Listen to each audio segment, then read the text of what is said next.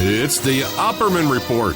Join digital forensic investigator and PI Ed Opperman for an in-depth discussion of conspiracy theories, strategy of New World Order resistance, high-profile court cases in the news, and interviews with expert guests and authors on these topics and more. It's the Opperman Report. And now, here is investigator Ed Opperman.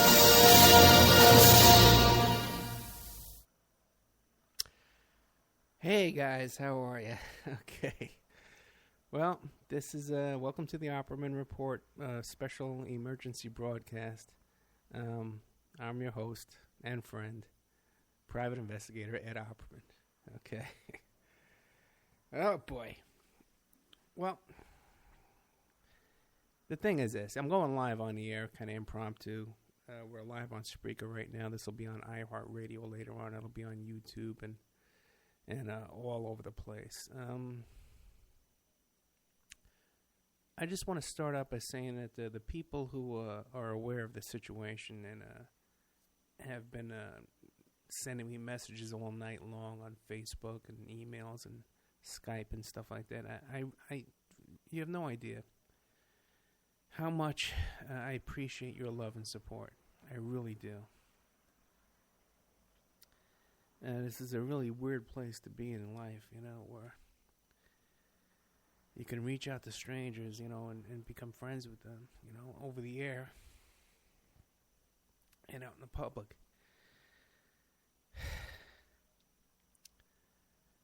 But I want you to know that I really do love you all, and I appreciate what you've been doing in this fight that we're all in on together here. Trying to get this information out and building up this show. People like Ann Francis and Christoph Moses and Keith Davis and the sponsors, like Mike Gray and Amanda from Pacific West Bamboo and all you people and the beautiful women down there in Mexico, the New World Mexican women and Tammy and Essential Oils. All the people who support the show. And the people who make donations and contributions and stuff like that, and help with booking guests and suggesting guests and all this kind of stuff. So I kind of feel like we're all in on this together, that we're all, so many people see this vision of what we're trying to do here. And you contribute and you help and you support. These guys over at New World Order Max Resistance Roundtable, these guys, they were all excited about hearing about this new thing we're doing with the subscriptions and the extra podcast that we're doing that we're trying to sell to raise money. They're all excited about that, and they volunteered and they did this wonderful YouTube commercial type thing, which they took my voice and they added some music to the background of it. And everyone who's working so hard because they see what we're trying to do, because I think we're moving in the right direction. I really do. I don't think we're doing this in vain. I think we all understand what's at stake here.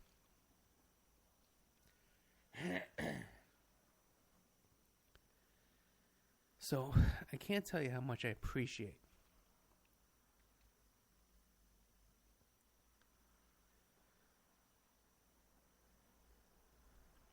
all your love and your support and your prayers and the encouragement that you give us. I can't tell you how much that means. Now, I'm coming on the air live tonight at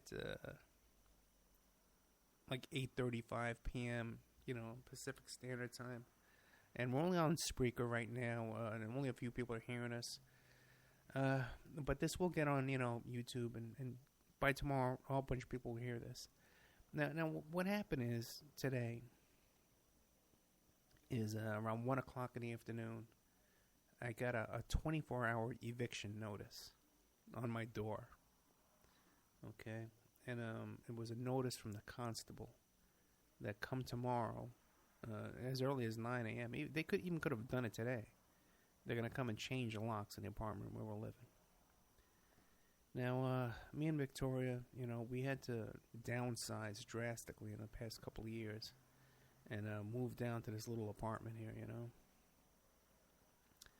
I made a really big mistake in January of last year where Vic was unhappy about her living conditions with her mom's house. And, she was living here 4 days a week. No, we were actually living in a nice house. We had a nice 3-bedroom house and a backyard and a dog and a whole thing. We were really living good, She was unhappy living with her mom.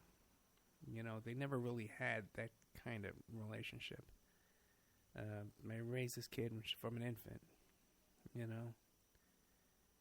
And so I figured, well, she's almost 14 years old, we'll go to the court, and we'll contact the mother. We'll try and get them to agree that she can spend some more time here with her dad. And she was here, back at that time, she was here 4 days a week, and she was with her mom like 3 days a week. But she just wanted a little bit more time here in peace where it's happy and creative, where she has her own radio show and we do things and she plays basketball and, we work out and exercise. We have a very healthy, happy lifestyle here. But when we contacted her mother about that, it turned into this big, giant litigation.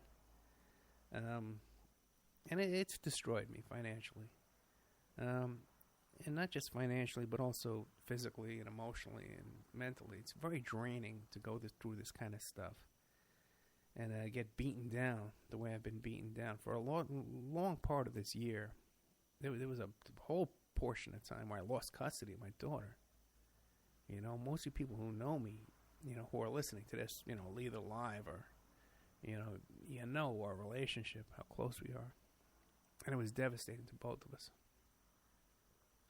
You can't imagine. There was a time she was only allowed to stay here 1 day a week. But even the mother knew that was crazy, because, I don't think there's anybody in the world who knows this, doesn't think I'm a good father to this kid. And that I'm not doing everything that I can to do the right thing by this kid, even by her friends and all that kind of stuff. It's just crazy. But when we walk into that family court, as long as the mother's paying like, $10,000, $15,000, $20,000 to these lawyers, man, it's just, they don't care. They don't care what the facts are. They don't care what the truth is. They don't care. And then they see your income and they just want to suck everything out of you. I had to go to this custody evaluator. I paid him like $8,000. Then lawyers and all that kind of stuff. I had to take loans out. And anyway, so financially we've been devastated this past year. Devastated. You cannot imagine how bad it's been. I'm 52 years old, guys. I've never worked this hard in my life to have nothing to show for it. I work like a slave, 24 hours a day. I have no idea. Anyway, so we wound up I wound up behind on the rent. And they're hitting us with these late fees. They're $50 a day, $25 a day. These insane amounts, But I thought I had it worked out with them. When I contacted, they locked me out of paying this the rent online, So I contacted them. I said, listen, how do I pay this? I got a chunk of money. I can pay either online. I can mail it to you. What's the address? Where do I mail this to? It's this management company, this Caldwell Banker. Real estate management company that seems their only interest is to churn tenants over, and so they get a new tenant in here and they charge the landlords a new what is that, like a real estate fee, for getting a new tenant in. So anyway, I thought we had a deal with these people, and they said, well, we'll get back to you tomorrow. We're gonna talk to the landlord. We'll get back to you. Never got back to me. Now I got a 24-hour notice. I'm gonna be out of here tomorrow morning. I ran down to the court. I got this thing at 1 o'clock in the afternoon. I got to pick up Victoria at 2 o'clock in the afternoon. So, if you want to go to my GoFundMe account, you can see that where it says Help Save My Family by Ed Opperman. And that has a little bit more details about, you can read through the whole past year of what we've been struggling here with these lawyers and these legal fees and these custody evaluations and all this stuff we're being run down with. So I ran down to the court today, and I filed a motion to get a stay on this eviction that can hold us over for a few days. But they were supposed to get back to me at 5:30 p.m. tonight, Pacific Standard Time. They have not gotten back to me. They're supposed to call us. Call the constable. They don't know anything either. So I could be out of here, locked away from this microphone, by the way, and locked away from my computers and my telephone. And my office is in my home here. You know, this is how I make my living. This is how, you know. Plus, this place is close to Victoria's school. So anyway, we launched this new thing this week without even knowing this was coming up like this. I thought I had this worked out, you know. So we launched this thing this week where we can have a membership section on the OppermanReport.com website, where there's extra shows on there where you can purchase shows for download for $2, where you could subscribe monthly or subscribe quarterly or subscribe yearly. Now, we had a lot of interest in this over the weekend. It's Easter weekend. A lot of people are busy. They're not worried about Ed Opperman and his stupid radio show, you know? But we did have a lot of interest, you know? And people were trying to sign up and subscribe, but it wasn't set up yet, you know, because it's the holiday weekend, you know, and we're all on a shoestring budget here, man, all of us. You know, the four core members of us here, me and Ann and Christoph and Keith, you know, we're all scraping by, man. No one's getting rich off of this, you know? And a lot of other shows and other hosts and other stations and stuff like that, they're all so upset that we have these little sponsors, like Mike Gray from Infinity Home Plans and Amanda from Pacific West Bamboo and these New World Mexican women. And they're so upset that we have these little sponsors. You know, they try and help what we're doing here and try and support what we're doing. People, you know, they're putting their butt on the line. That we just get beaten down everywhere we go, you know? Like right now, tonight, you know, I'd like to be doing a show about this Mumia Jamal, you know, this guy who's in prison for life, you know, down there in Pennsylvania. And I was hoping to do shows about that this week. And I'd have to come to you guys with my hat in my hand, you know, once again begging for help, just to stay above water. But here we are, you know, and that's what I'm doing again. You know, I'm 52 years old, guys. You know, yeah, I've never worked this hard in my life, to have nothing in return.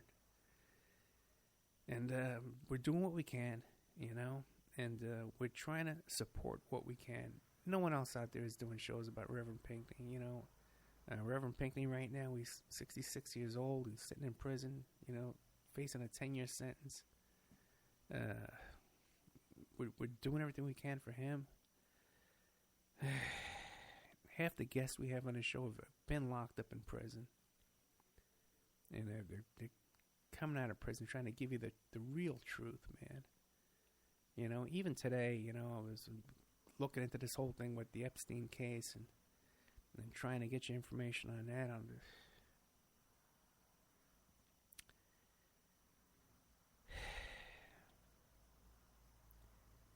It seems that we're up against a lot of forces here. You know, all this stuff coming against me can't be a coincidence. All this sabotage and all this backstabbing and infiltration. And these different attacks in my life in different ways, it can't be an accident. So I think it traces back to the information and the work I'm trying to do on this show, and the information I'm trying to put out, and the work we're trying to do with getting your videos and documentaries and stuff like that.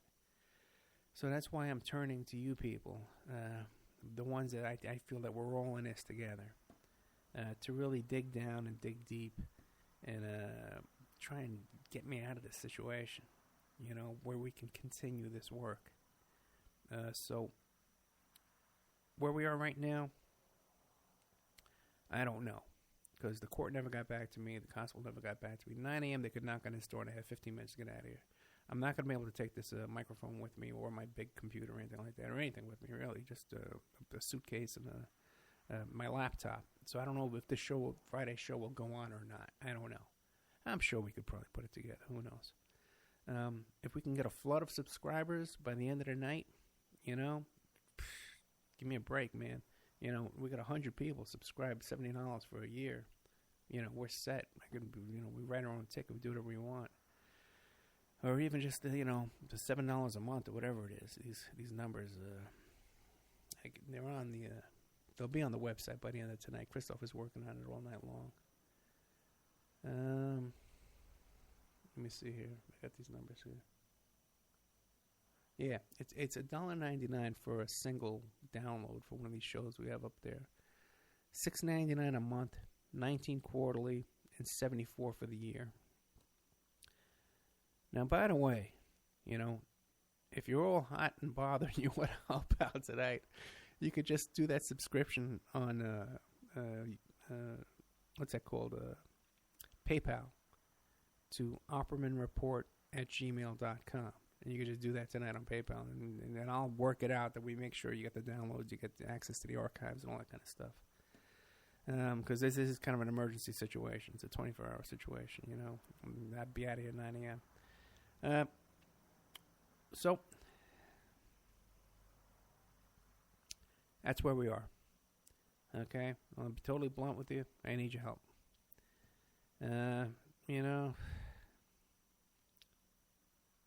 Like I said, I'm an old guy, 52 years old, and my body's beaten down. You have no idea. But just trying to get through this, and I'm turning to the people who I believe that I'm working for right now. Just like if I was working for, a boss, I'd come to you and I'd say, I need advance. I need help. So that's what I'm doing. I love you all. I love doing this show. I love doing this kind of research. I love doing this kind of work. I have resources and expertise in this area to really get stuff out there for you and do it for you. Got a lot of big shows coming up, man. And this Friday we got a Scientology show with this guy Arnaldo Lermer, who is royalty in this field of fighting Scientology. They paid $1.9 million to suppress him, lawsuits and private investigators, all that kind of stuff. I was hoping to get out a show real quick about the Epstein case, but everything's been thrown in turmoil. There was some new developments on there today with some new, this judge came back with some rulings that he ordered some, a couple of the defendants, not defendants, a couple of the plaintiffs, Jane Doe number 3 and Jane Doe number 4 were no longer allowed to participate in this litigation against these victims of Jeffrey Epstein, against the federal government. But that case is continuing on. I don't think it's as bad as some people are reporting that it's a big victory for Epstein. I don't believe that at all. I believe that there's still a good fight in that. And I believe I'm one of the people, who's ready to fight that case and help out. We have coming up to a show about Marilyn Monroe, the death of Marilyn Monroe. That's coming up in a couple of weeks. And we're going to do a show about Kent State, the murders at Kent State, with where the National Guard shot those protesters at Kent State University back in the 70s. The usual big stuff we're always working on for you, And I just want to say once again that everything we put out here is the truth. And I think that's why we get so much flack for what we're doing here. So much, why we face so much opposition all the time. Is because what we're doing here is the truth. We're not giving you all this fantasy stuff and all this nonsense and vibrational frequency crap that's out there that people love to spew. Okay? This is the real thing, And I even said, I think it was Friday night, that if we were to get 150 subscribers, I said by next Tuesday, since we're having all this trouble now, we'll go out another week. But I'll tell you everything I know, all the behind-the-scenes gossip and all the crap that's been going on, all the opposition we've been facing, all the infiltration, all the sabotage that we've been dealing with from the first day, before the first show, okay? If you guys had any idea, okay, what we've been dealing with here before the first show ever hit the air, what we've been up against, okay? And it seems to me that there's a pattern on the other side. The people that are sabotaging us is that they're not bringing you the truth. They're not, you know? And you'll never hear them talking about Satanism. You'll never hear them talking about pedophilia. By the way, I have a big show coming up, too, about the Boy Scouts and organized pedophilia, the Boy Scouts. You'll never hear these topics because that's what they want suppressed. They don't want... They don't want people out there talking about the Satanism. They don't want people talking about the satanic ritual abuse or the pedophilia. These topics are taboo. And they don't want that out there. And I believe that's one reason why we're facing all this opposition all the time. And I could even go into more detail about this whole situation here with this landlord and this management company. You know how I tie things together. Everybody says, oh, Ed Opperman has connections. Oh, he sees connections everywhere. I'm seeing some connections here between who came in and bought this condo from my last landlord. Is the guy works for a company that I've had problems with in the past. You know, maybe it's a coincidence. I don't know. Maybe it's something we can do research on. I'll do a show one day. I don't know. Okay? All I'm asking you is, man, you guys, you hear my voice every week. I love you, you know? And I know a lot of you guys love me. And I know a lot of you guys know me and my kid and Victoria. You know, you love us. You know, so we're just asking for a little bit of help. You can go to the website, oppermanreport.com. You can download one show. You know, there's 3 shows up there. They're interesting. The one with the Kelly Bonansky, that's an interesting show, man. It's one of those really good shows. The one with the Nathan Lewinsky, that's a great show. That's an interesting show. And there's another one there with Henry Vincent. These are 3 quality shows, man. I got no beef about that. They're quality shows. They're worth more than $2. So you can help us out. A couple hundred people come out and buy $2 shows. Okay, great. We're in good shape. So a bunch of people come up, give us donations. Great. We're in good shape. We got 10 people to subscribe, yearly subscription, $74. I'm set. I'm sure I can work out a deal with this freaking landlord if I give him, $5,000 so we don't have to move, whatever he wants, And I can keep my desk here and my microphone. I don't have to be uprooted tomorrow morning. So that's where we are. We can all get together and do this together and help each other out. Anytime anybody's in trouble, you want to call me up and I'll put you on the air. You know that, man. Reverend Pinckney, I put him on the air. Native Cry, all these organizations, I'll put you on the air. I'll help you out. Come on the air. I'll help you. I'll do what I can.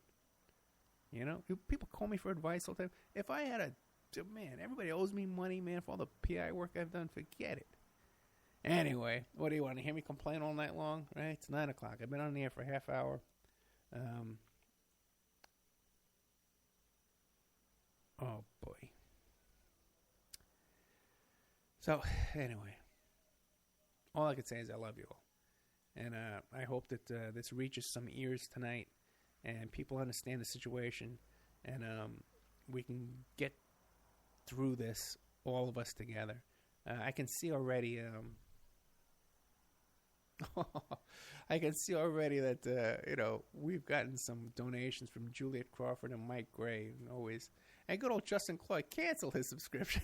Okay, that's okay, man. We got one cancellation. Okay, listen, we're all doing what we can, right? And Justin, I appreciate all the help you've given us in the past. It's all great for you, man. I love you all, and I thank you all for your donations tonight, and your subscriptions and stuff like that. And let's all get through this together, man. We can all do this. If we stick together.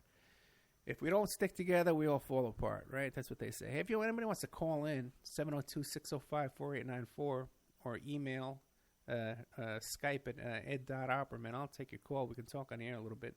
I was hoping even maybe Vic could call in. She went to go see her mom tonight. But what are you going to do, Hey, we got a call from good old Mike Gray from infinityhomeplans.com. Hey, Hey, Mike. Mike's a good guy. Hey. Hey, Mike Gray. How are you? Hey, how you doing there, Ed? I'm doing, man. Listen, man. Mike Gray, I got to tell you a story. I was facing 15 years in a maximum security prison. Okay. They were sharpening their knives on the concrete waiting for me there, okay? That's right.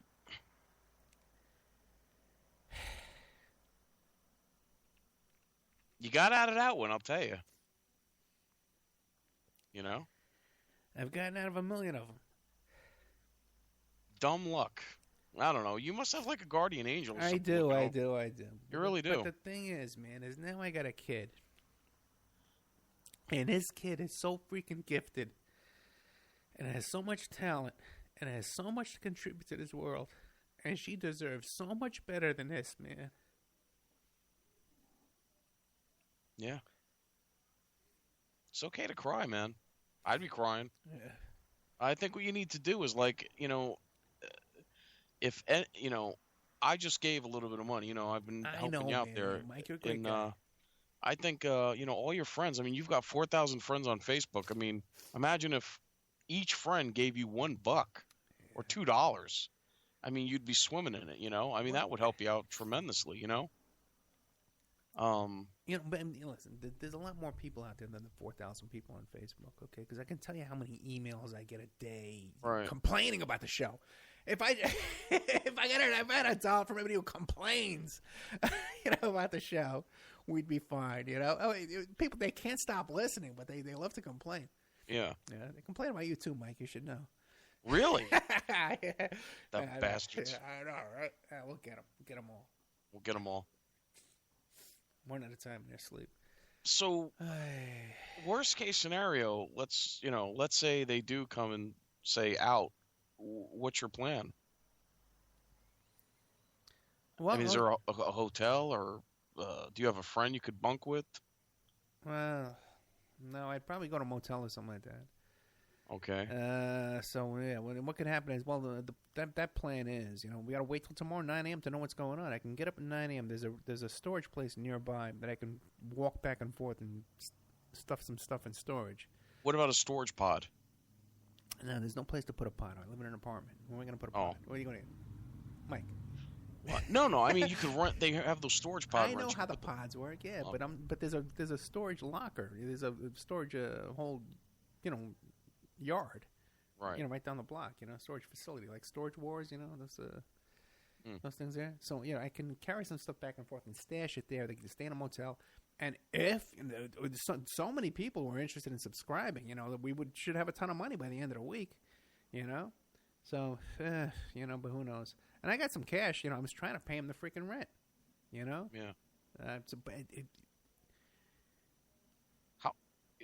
How far are you behind on the rent? Just 1 month? 2 months plus April. But I got the 2 months to give him, Right. And not that much, man. But the rest is all late fees. Okay. But they still want you out. Well, the last time we talked, I says, listen, because they locked me out of the online payment system. Says, okay, fine. Where do I mail the money? Okay. Well, where's their office? It's all the way down the other end of town. That's a whole nother thing, too. I lived here. They sold the place to this other guy, and then he sets up this management company all the way at the other end of the town. That I got to pay them. Every time I pay online, it's a $37 fee. Yeah.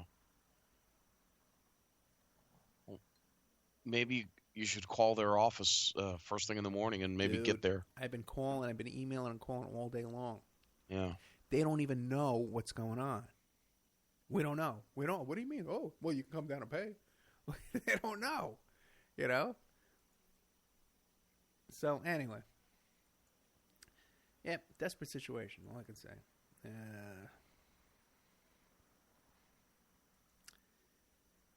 Yep.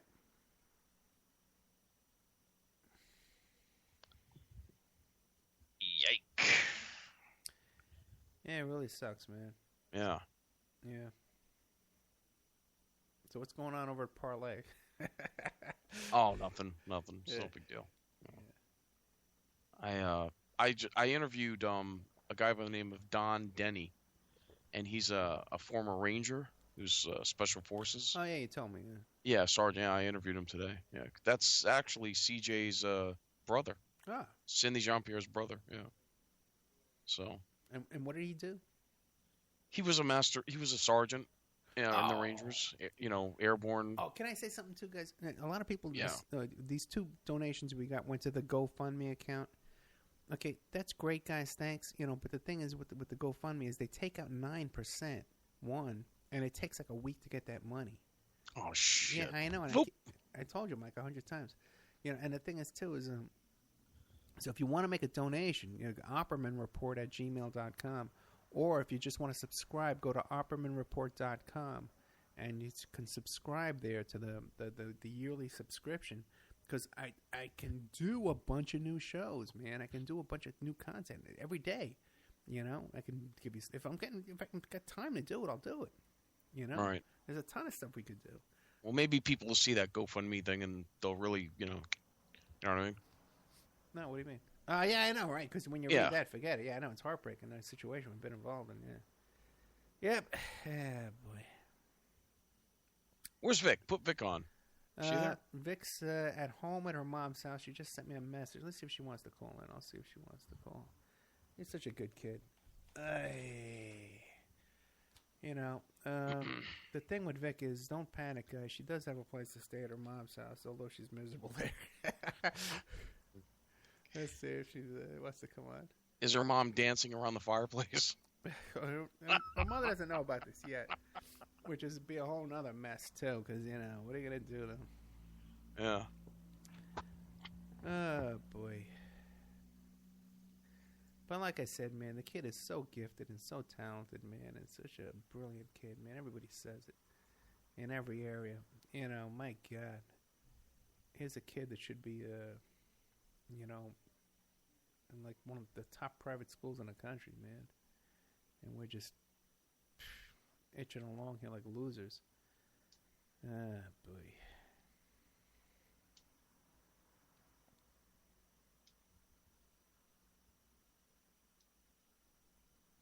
You should bill yourself like, they have Better Call Saul, Better Call Ed Opperman. Well, you know what? I did watch that show over the weekend, when I didn't realize I was going to be homeless tomorrow. I got to tell you, Mike, man, if you knew some of the stuff I've done in my life, the problems I've gotten people out. I had a guy who was facing a death penalty. I got him out 8 years. All the stuff I've done for people, I've got them out of so many jams, and with myself, I can't. You need to write a treatment, man. You need to write a treatment and send it to Hollywood or send it to get it. What do you call it? Where you? Yeah, I know. There's a little more involved in that. You need agents and stuff like that. And we're making enemies everywhere we go. You gotta remember, man. We're not making any friends here doing what we're doing. We're making enemies. When I mention names like Donald Trump, he has PR people and publicity people, around him that I can never, if I go to them and say, hey, want to hire, can I hire you? They're not gonna touch me.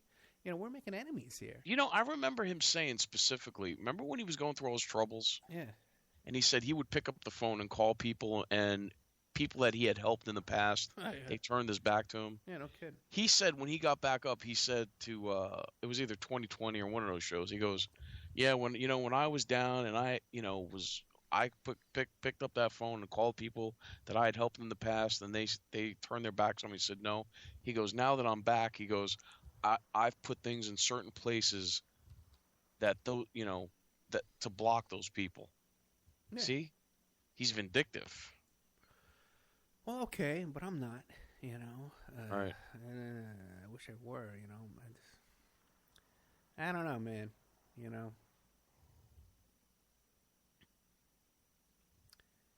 Don't know. Getting late there? Bedtime? Well, it's 12:10. No big deal. I'm talking, What if I were to sing you a song, Mike? Sing. You don't like that, Ed. Go you don't to like sleep. Sing a song. Oh, boy. Yeah. Ed doesn't like it when you sing, folks. Oh, no. So you know. You want to laugh. I did a show with Dylan Wade the other day, right? and he mentions Rick and Annie, and he goes, "Did they start singing on your show?" And I says, "Yeah, how'd you know?" He goes, "Oh, they did the same thing to me."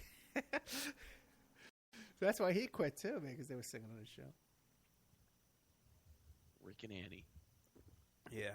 Well, Rick's a loose cannon. This is the business we have chosen. What are you gonna do? Yeah, I gotta tell you, man. Ever since I got started in this whole alternative media thing, man, it's been a downward spiral. There definitely isn't any money in it. It seems. Well, no. You know, Got a lot of interest in these subscriptions. You know, it's just not up yet. Even I'm getting messages right now saying, "Hey, once it's up, we'll subscribe." And even that, though, too, that money won't be getting to me for a few days either. So I don't know, man. Listen, who knows? You know.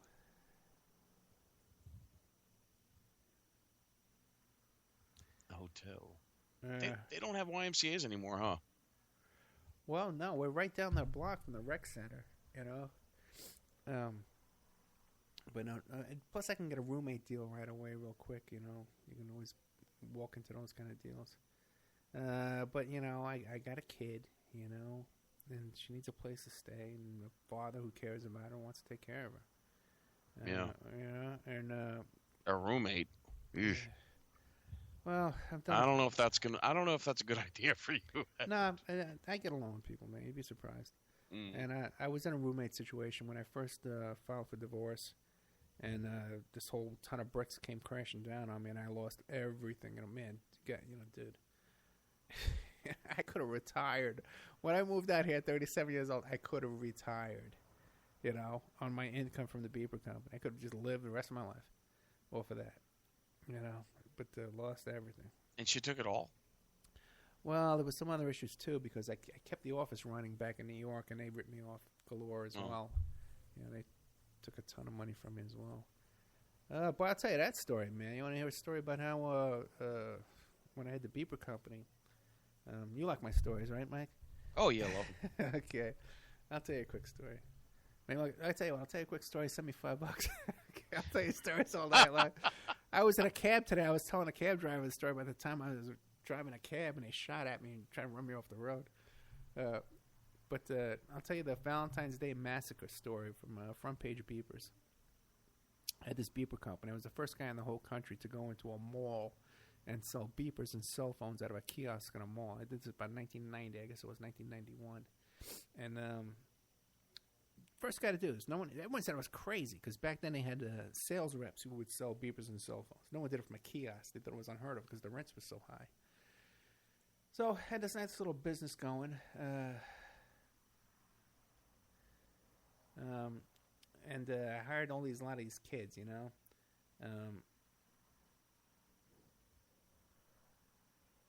What do you call it? At the kiosk at the mall? Yeah, because some guy was asking me how to send a donation. So, at this kiosk at the mall, right?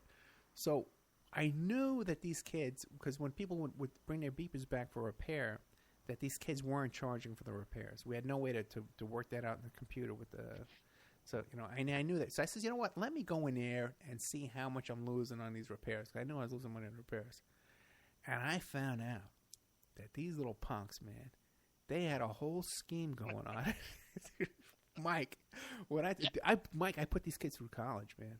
Okay? You're kidding. Oh, no. How long were they ripping you off? $10,000 a month. Oh, okay? My God. This little bunch of punks, man.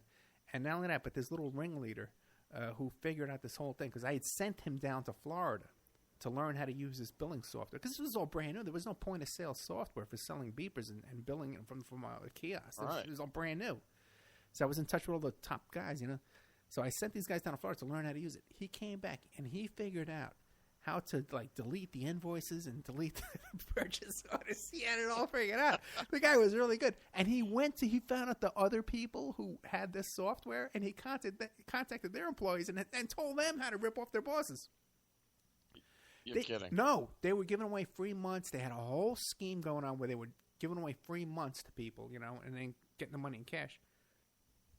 Ripping me off for $10,000 a month. So I started seeing this. I couldn't believe it. And I says, oh, you know, and I love these kids. And I says, well, is this one? And they loved you, Ed. No, yeah, I know. They loved your money. No, some of them did. Some of them were loyal kids. And I still know them till today. Christy and her sisters and stuff like that, and all those guys, and Jimmy McDermott, all you guys. But I would go into the office late at night because I couldn't do it during the day. They would see me. So I would go there late at night, and I'd be on the computer all night long, and trying to figure out. And I would see it. I would say, "Oh no, not this one too. Not this kid. Not little. What's his? I forget their names, but not this guy too. I love this kid. Were they getting cash, or were they getting paid with credit card or checks? No, cash. Cash. Yeah, Okay. but they were stealing, and they had a lot of stuff figured out. They were really stealing. They were organized. This one top kid who ran the whole thing was a thief. He was the one. So what I found, I had all the evidence, man, compiled. And I wasn't a PI at the time, so I hired this other PI who I knew was a real guy. I wish I could say who he was. But this guy knew, like, guys like Serpico, and this guy knew big corruption guys. He knew big stuff in Manhattan. He was a big guy. And he comes down, and he helps me out. And it was Friday. And it was, so they were coming in for their paychecks. It was Valentine's Day. So one by one, as they would come in for their paychecks, we would grab them, take them into the office, and interrogate them, and get them to sign confessions. Wait, was this Bo Deedle? No, Okay. It was a totally different guy. It was a totally different guy. It was way after the Bo days. Okay. But this guy was a little worse than Bo in a lot of ways. And we would get them to come in and sign confessions, we got them to confess, Totally illegal. Practically at gunpoint, we had them signing confessions. So we called it the confess. Either your confessions, your signature's going to be on there, or your brains are going to be all over the table. Oh my God! No, not that bad. Not that bad. Okay. But we had like this broken chair, and we would have them sit on the corner on this broken chair. We interrogated them, and then they would confess, and then sign these confessions. Oh my God! So listen to this. So we called it the Valentine's Day Massacre. So now all day long, I'm interrogating people. And one guy too, we had him like stand out in the stairwell when another guy came in and wait. Well, it was crazy. I was never so drained in my life, from of course, yeah, interrogating all these people. You think they're oh yeah, they're your employees and they're ripping you off, Yeah, well, a couple of them got away, but wouldn't you know it, man? It was Valentine's Day that night. So when I went home to my girlfriend, she wanted to go out for Valentine's Day. And I says, "You don't understand." I says, "I've been interrogating people all day long.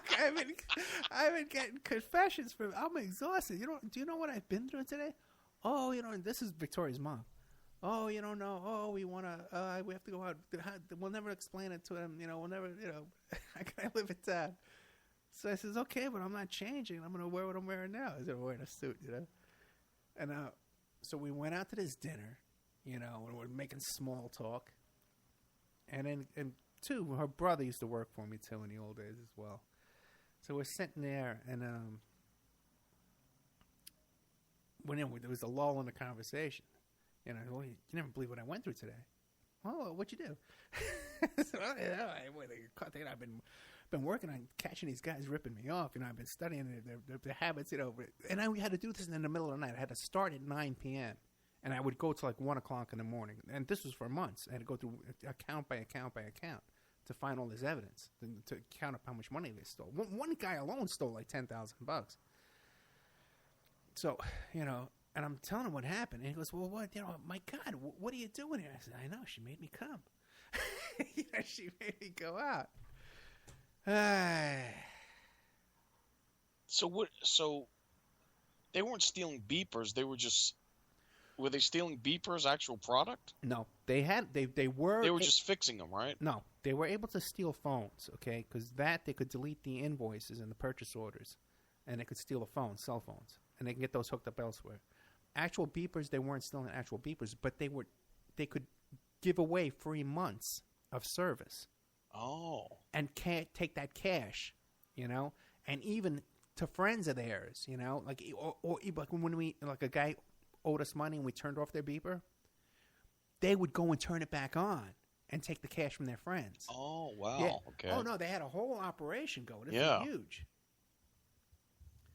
I mean, 10,000 here, 10,000 there, 10,000 pretty soon. It's real money. Yeah, real money, yeah. Yeah. Jeez. Just got a message from a guy named Bob. Bob Taylor wants to send a donation. Bob, you can just send it to oppermanreport@gmail.com, and you can send a donation that way. But subscriptions, we should have that set up by the end of the night. Thank you, Bob. Thank you, Bob. Thank you. Bob, thank you. Yeah. God bless Bob. God bless him. God bless you all. Everyone. Well, it's one of my stories. That's worth some money, right? Yeah, that was a good story. I mean, what'd you do when you were interrogating these kids? Were they crying? Were they wetting their pants? Yeah, a couple of them wet their pants. A couple of them cried. Yeah. They said, "I'm sorry, Ed." Oh yeah, man. Yeah, they confessed, man. They didn't offer to give the money back, though, did they?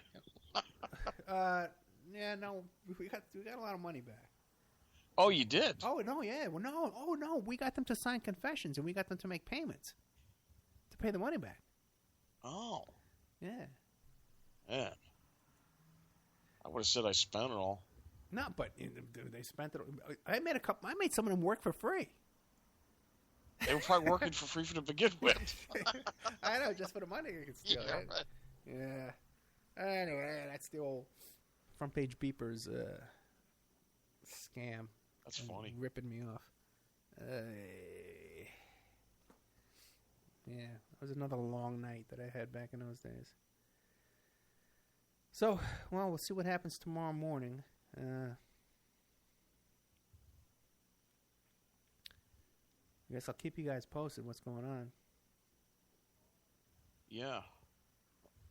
Well, I mean, if I were you, I would try to either call that main office first thing in the morning and talk to somebody there to say, hey, look, I could get down there straight away. Well, but I can only get that, but they're ripping me off. That was the other thing too, is because they're trying to charge me late fees for the time from when I said, "Hey, I'll pay you." What's the address? So they don't give me the address, and then they're waiting, and charge me late fees every day. Does Vic have school tomorrow? Vic's with her mother tonight. She has school tomorrow. Yeah. Oh, yeah. You could drag Vic down there and look, I got a daughter. They don't care. Yeah, people don't care anymore. Nah, no one cares. We all live like slaves,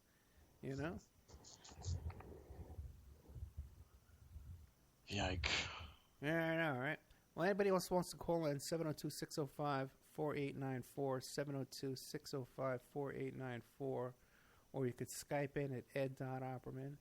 We can make fun of me. Hey, I'll do requests, too. If you want to hear any other funny stories, I got a bunch of stories out there I could tell you. Yeah, let's hear another funny story. Well, Ed, what I'd like to know is, how exactly did you get off of that case that you were, you were looking at 14 years or however long? How did you get out of that? That was a miracle. That was an absolute miracle from God. There was no doubt in my mind about it. Charges were dropped? Yep, and not only that, too, but even the DA, at the day of my sentencing, said, we wash our hands of this client. Wow. Yeah.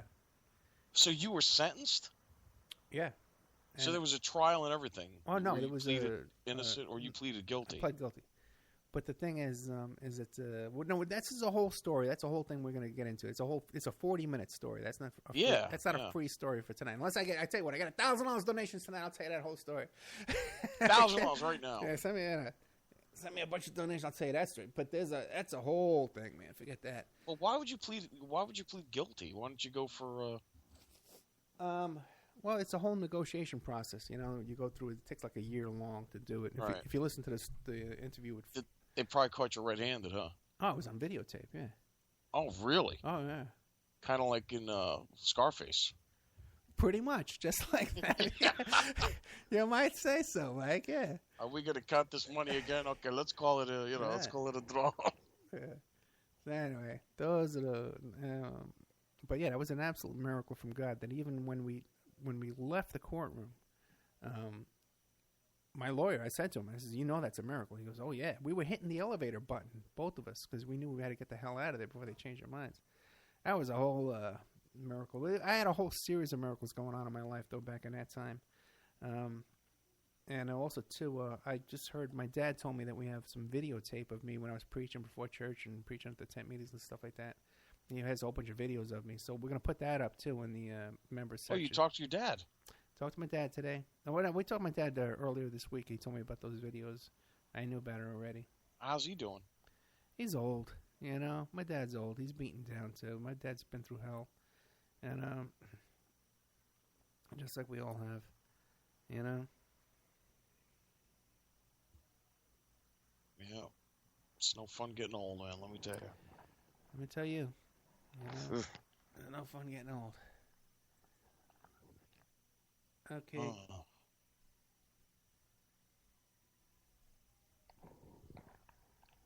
Yeah. Well, I'll tell another quick story about when I was out on bail. I was telling her because I had to take a cab down today to court, and so I was telling the cab driver this story about it was Veterans Day, right? I was driving a car service on Staten Island, and I took these kids for a ride, you know, in the car, and they were giving me a hard time. So I started like stopping the car real short and stuff like that, and bouncing around in the back seat, you know, and so. At the end of the ride, they didn't want to pay me. So I actually went into their pockets, and I took the money out of their pockets to get the money from that they owed me for this stupid little cab ride, you know? So about a week later, I'm sitting there at the gas station reading the newspaper, and I see these kids. And they're like, oh, there he is. Oh, we're going to come back. We're going to kick your ass. Okay. So I jump out of the car with a crowbar, you know, because you keep a little crowbar underneath these. And I chase them down the road. They're running off, right? Okay, good. Get rid of those guys. Back to my newspaper, right? So I'm sitting there, and one of the other drivers comes up, and he goes, hey, Ed, man, you know, I just got this walk-up over the movie theater, you know. Come down there with me, you know. Because a walk-up, you get to keep the money. You don't have to call it in. So they pay the money, and you keep it, right? Cab company doesn't get any of the money. I says, okay, I'll go down there with you. So he's driving down, and I'm following him down. And all of a sudden, this car is trying to pass me on the left, like over the yellow line, you know? Yeah. It's a tiny little 2-lane road we're on. So I said, I'm not going to let this guy pass me. I got nothing to lose. I'm driving a cab, you know? So I look out my window, and it's these guys. There's like kids. Oh, well, they're like 17 years old. Oh, okay, yeah. And they're stuffed into this car. There's like 7 of them. And they got guns. They're waving guns at me. Oh, man. So I said, I'm not going to let them pass me. So still, man, I'm keeping them over the yellow line. They're waving their guns at me, man. My guns have waved at me before. Come on. You know what it is, you know? Oh, my God, you're crazy. I know. I had a crazy life. So, next thing I know, they're ramming into my car with their car, right? So I get on the mic, right? It was Village Car Service, it was called. And my car was number 27. I go, this is Village 27. I'm being run off the road. I need the police at this location. I'm on Manboy Road heading toward the UA Theater. And all the other drivers are coming on and saying, what? What's going on? Eddie, what's wrong? You all right? Yeah, it's Village 27. They start shooting at me. They shoot through the glass next to me. Oh, my God. Yeah, they shoot through the side window. And, you know, it was like the 80s, so I had a lot of gel in my hair. So, there's all this glass in my hair and in my pockets and my shirt and stuff like that. Oh, my God, you're kidding. Yeah. So now I get back on the mic. I said, they're shooting at me. They're shooting at me. I need the police at this location. So everybody's going, Eddie, where are you? And I says, I'm on Victory Boulevard heading toward the UA Theater. the United Artists movie theater. Right. So they're all talking to each other. He's at the UA theater. He's at the UA theater. I'm not at the UA theater.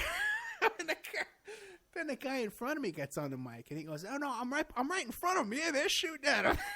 I don't know what's going on. There's a car shooting at him. So everybody get off the mic. Everybody get off the air.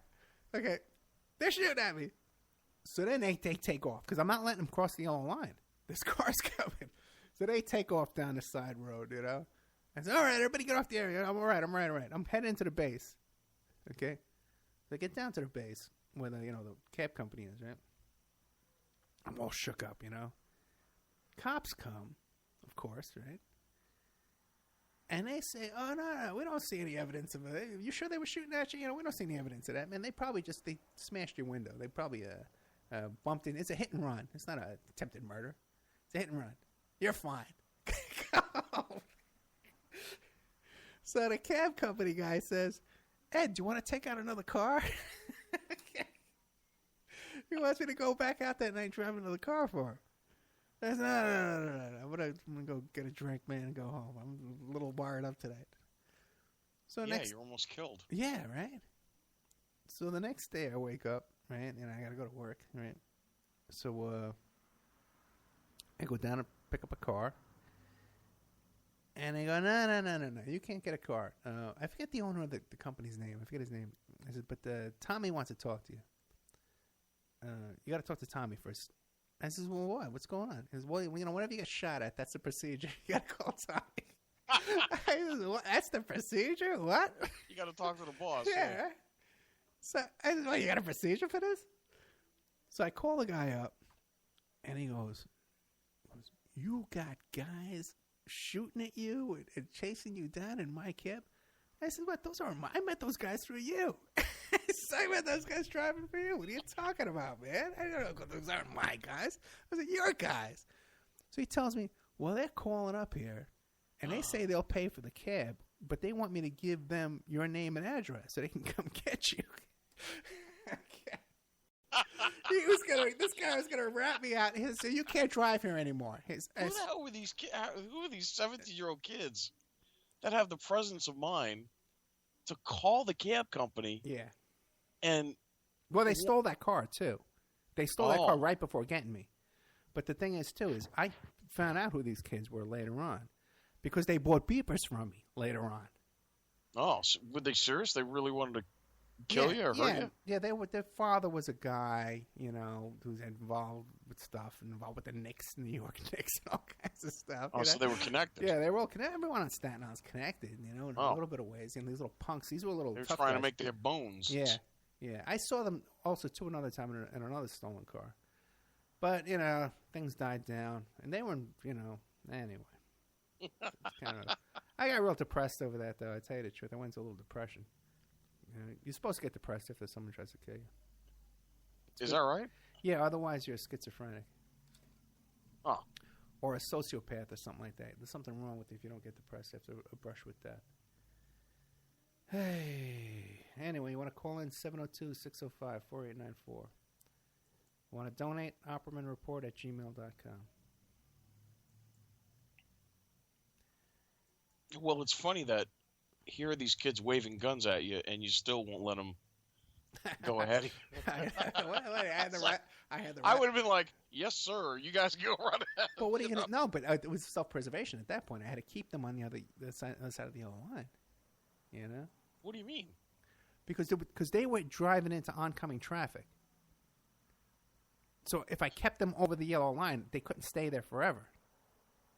Because cars would have came and ran into them. You follow? I was ducked down. I was ducking. No, what I'm saying is they were trying to pat. Why did you just let them go ahead of you? Initially? Yeah. I don't know. I just didn't want to let them get ahead of me. I didn't want them to pass me. Right. But, I mean, there they are showing you guns. No. As soon as I saw them, I knew who they were. I knew they were those same kids. And by the way, I told the cops, that's all you got to do is look up the record from Veterans Day. I know who these kids are. That's okay. It's a hit and run. Yeah, don't worry about it. Yeah, I know. Yeah. Who cares if they try to kill you? Because that was all Giuliani, because he wanted to make the crime statistics lower. So if you got shot at, they call it a Yeah, I hit and heard run. about that. That a Yeah. lot of stuff that went down, Giuliani cooked the books on the crime. Yeah. Yeah. That's what they were doing at that time in the 80s. What a skunk that guy is, and he's beloved. I don't know Makes how me beloved sick. he is, but he is a bad guy. So, You know. well, Under his watch, the the guy with the plunger, thing happened. yeah. Under his watch, the black kid that had the wallet, he took his wallet out and they shot him 32 times. Well, the whole thing with Abner Louima, the guy who got raped with the plunger, that cop, by the way, the relatives from that cop, too, had beepers with me, too, at the beeper company. I forget his name right now, but that cop who did that, he punched a pregnant woman in the stomach that same night. Volpe, was it? Volpe, right. Volpe, yeah. Yeah, Weird name. He punched a pregnant woman, and that same night, too, he got into a fight in front of that nightclub with a corrections officer. And Volpe ripped his shirt off, his own shirt. A cop in uniform ripped his shirt off to fight this corrections officer. This guy's an animal, man. Yeah, none of that made the papers or made any of the news. Also, too, since this may be my last night on the air, right? I must just all give it up. Is Ben Ward's son too was very well known as a stick-up guy in New York. He was doing stick-ups. He was a heroin addict. And Ben who? Ben Ward's? Ben Ward was the police commissioner and corrections department commissioner too. And he was the police commissioner when Paul Castellano got shot by the John Gotti guys. And he was like missing that weekend too when that went on. But his son was a heroin addict and doing stick-ups in uniform. And that's another. You're kidding. No, and that's ask your. Wait, he was a cop too? Yes, ask your cop friends about this. Every cop knows about this, but no one talks about it. My friend Billy would know. Oh, I can't. know. I'm not. He'll Yeah. know. Oh, but Ask him. he doesn't talk to me anymore. That's what happens. Yeah. My friend Billy would know. My friend Frank, he wouldn't know about that stuff. No, you'd be surprised. Every cop pretty much knows about that. I mentioned it to Rothstein. He knew about it. Everybody knows about it. Do you think Ike Ilke would know? Yeah, he actually just sent me put a little like on my Facebook page. Good old Ike. Speak of the devil. Ike's a good guy. Yeah. Did you see the video of that cop in South Carolina that shot that black kid running away? I have not seen the video, but I did see the report about it. It looks, I hate to say it, Yeah. it looks staged to me. The way the bullets sound, it's pop, pop, pop. They sound like they're, I got to tell fake you, bullets. I think that there's enough going on in reality that we need to worry about. Without all this, No, that's true. all this That's true. distraction, Mike, about everything's being fake and this is a false flag and all that nonsense. I really think that a lot of that stuff is just entertainment for this new age alternative. And I think it's not doing us any favors. There's enough going on with all this crap that's going on out there.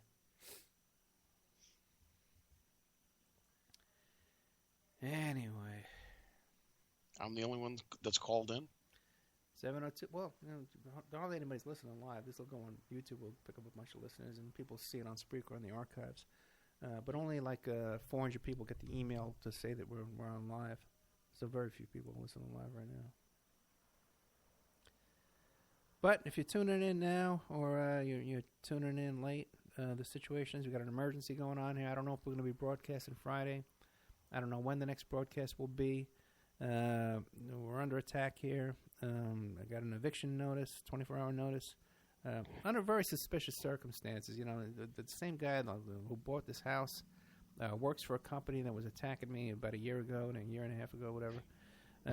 So it's all kind of... It's in a house or an apartment complex? It's a condo. Oh, condo. Okay. Yeah. And just very odd that